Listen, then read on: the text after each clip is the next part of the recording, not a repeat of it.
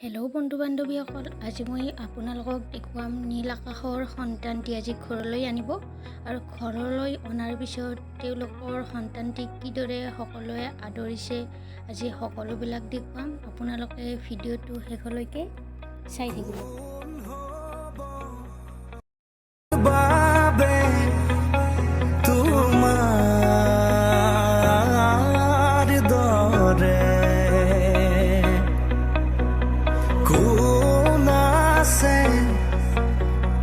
মোর বাবে তোমার